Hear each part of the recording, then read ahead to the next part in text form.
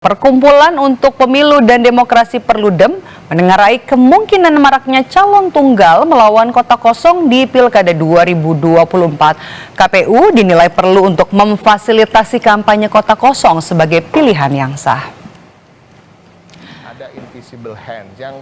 Anggota Dewan Pembina Perludem Titi Anggraini dalam program Sapa Indonesia Pagi menyebut bakal marak calon tunggal yang akan melawan kota kosong di Pilkada 2024 tahun ini karena ada tendensi baru tukar guling kepentingan partai politik di mana ada kecenderungan partai melepas tiket calon di satu daerah karena ingin punya tiket pilkada di daerah lainnya.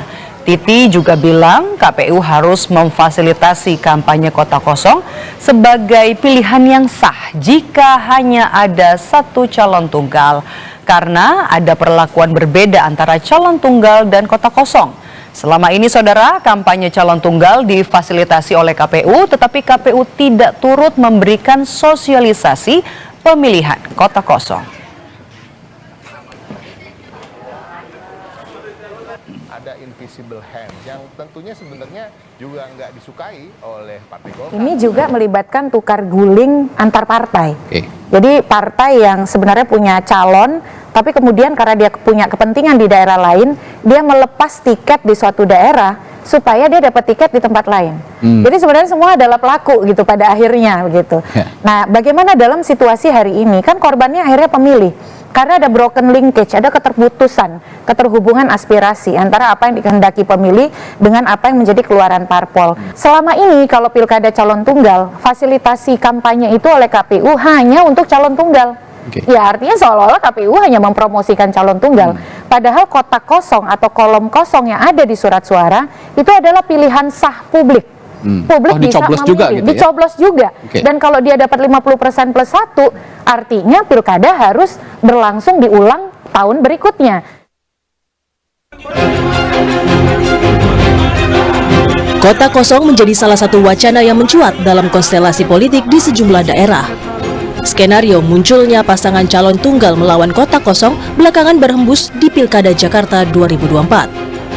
Munculnya isu skenario kota kosong tak lepas dari pergerakan sejumlah partai politik yang mulai merapat ke Koalisi Indonesia Maju atau KIM untuk membangun poros KIM Plus dengan mengusung Ridwan Kamil di Pilkada Jakarta. Skenario kota kosong ini disebut sebagai siasat KIM Plus untuk menjegal Anies Baswedan agar tidak bisa berlayar di Pilkada Jakarta. Namun, isu itu dibantah Partai Golkar, salah satu parpol anggota KIM yang akan mengusung kadernya Ridwan Kamil di Pilkada Jakarta. Ya, kami sebetulnya tidak ada punya pretensi ya untuk mau membuat situasi ini menjadi kotak kosong, terus kemudian apalagi mau menjegal calon tertentu gitu.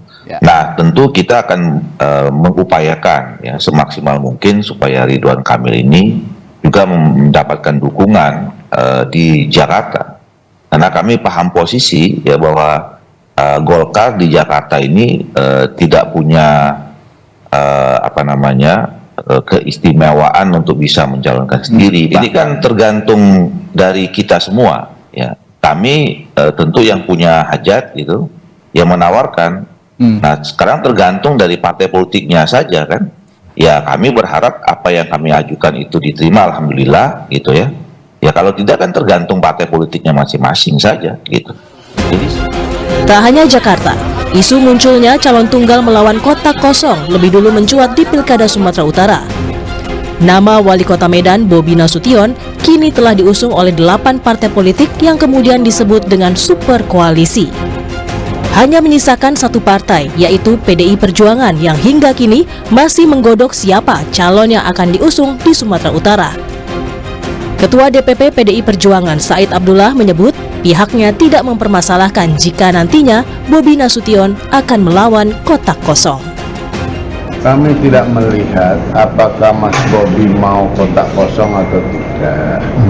Yang terpenting adalah ada kompetisi yang sehat di tingkat pilgub di seluruh Indonesia di 38 provinsi gitu. Bahwa pada akhirnya ada kotak kosong, katakanlah melawan kotak kosong gitu loh, yang benar melawan kotak kosong, ya kita memenanginya biasa-biasa saja. Guru Besar Ilmu Politik Universitas Padjadjaran Muradi menilai, Koalisi Indonesia Maju harus berhati-hati jika kemudian menciptakan munculnya calon tunggal melawan kotak kosong. Karena akan berbahaya untuk masa depan Kim dan pemerintahan Prabowo Gibran jika ternyata kotak kosonglah yang menang. Kalau kemudian ternyata misalnya ada upaya untuk mengkosongkan calon, ya, saya kira ini akan berbahaya buat masa depan Kim dan juga nanti masa depan Pak Prabowo dan Gibran yang nanti ketika berkuasa. Kenapa? Karena publik apalagi di Jakarta akan vulgar misalnya ketika misalnya katakanlah kota kosong yang menang. Pernah kejadian di Makassar, mungkin Makassar di levelnya di wali kota, ya. Sekarang di Jakarta lebih besar pemilihnya di atas 9 juta, itu akan bisa mempengaruhi hampir peta politik yang ada di pilkada di tempat lain. Jadi bisa jadi misalnya kelas menengah kritis, ya, yang ada di Jakarta, kemudian juga tadi pendukung The Jack itu misalnya punya yang dekat dengan Anies Baswedan gitu, punya kemudian akan tidak memilih atau bahkan kemudian memilih kota kosong. Jadi ada upaya mobilisasi untuk mendukung kota kosong. Kalau itu yang terjadi, saya nggak bisa membayangkan misalnya ada delegitimasi awal, ya, sebelum setelah Pak Prabowo dilantik, sebulan setelah Pak Prabowo dilantik. Artinya apa? Artinya ini akan berat buat partai politik itu bisa mendapatkan simpati publik yang jauh lebih baik di mata publik. Sisa 2 pekan jelang pendaftaran Pilkada serentak 2024, akankah kecenderungan meningkatnya kemunculan calon tunggal melawan kotak kosong terjadi di Pilkada serentak 2024? Kita tunggu saja. Tim Liputan, Kompas TV.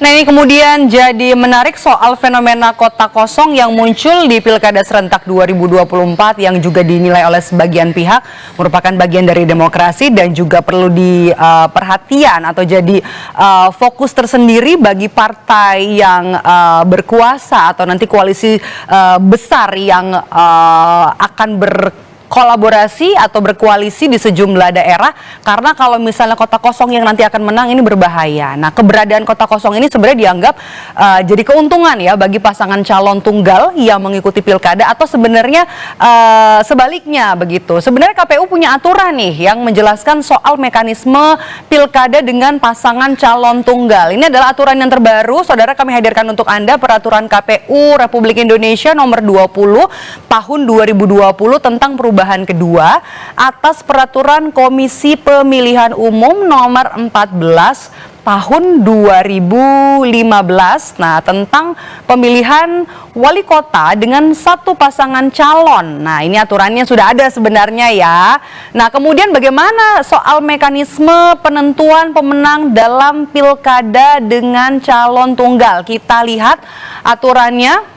Ini sebenarnya sudah diatur nih, ya, penentuan pilkada dengan kotak kosong. Nah, diatur dalam Undang-Undang 10 tahun 2016 atau PKPU nomor 13 tahun 2018 juga sebenarnya sudah ada, ya. Calon tunggal dinyatakan menang kalau misalnya bisa memperoleh 50% dari total suara yang sah. Ini dia, 50%.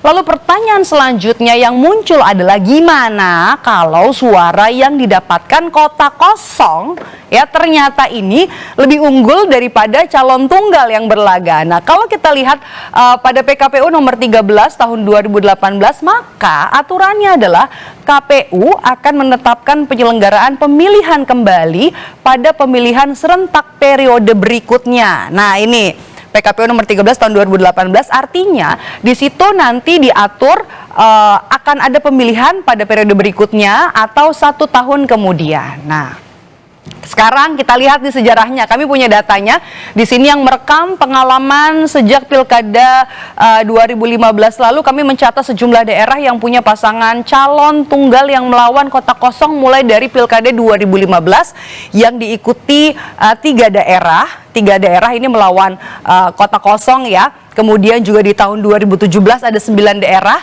dengan calon tunggal melawan kotak kosong. Sementara untuk di Pilkada tahun 2018 ada 16 daerah tercatat dalam Pilkada kali itu yang calon tunggalnya melawan kota kosong, dan yang Pilkada terakhir di mana itu adalah tahun 2020 ada 25 daerah yang calon kepala daerahnya tunggal atau melawan kota kosong. Nah, ini jadi menarik nih. Yang kami catat juga bukan hanya sekedar berapa daerah yang punya calon tunggal di setiap pilkada, setiap penyelenggaraannya, tapi juga di tahun 2018 dari 16 daerah di mana calon kepala daerah tunggal ini melawan kota kosong. Di sini yang menarik adalah, atau yang paling disorot adalah kala itu Pilkada Kabupaten Tangerang yang diikuti oleh pasangan tunggal yakni Ahmed Zaki Iskandar dan juga Mat Romli. Nah, sementara untuk tahun 2020 ini juga menarik nih, yang kala itu disoroti di Pilkada serentak 2020, 25 daerah yang disorot adalah Pilwalkot Semarang, yakni pasangan tunggalnya adalah Hendrar Priyadi dan juga Heverita Gunaryanti Rahayu yang menang melawan kota kosong. Nah, sebenarnya ya kalau kita lihat yang dikatakan oleh Perludem ini memang juga bagian dari demokrasi ya. Ketika calon tunggal ini melawan kota kosong, ternyata partai politik tidak bisa menghadirkan tokoh-tokoh atau figur-figur yang bisa membawa sebuah daerah maju dan juga melawan, berperang atau bertarung dalam demokrasi untuk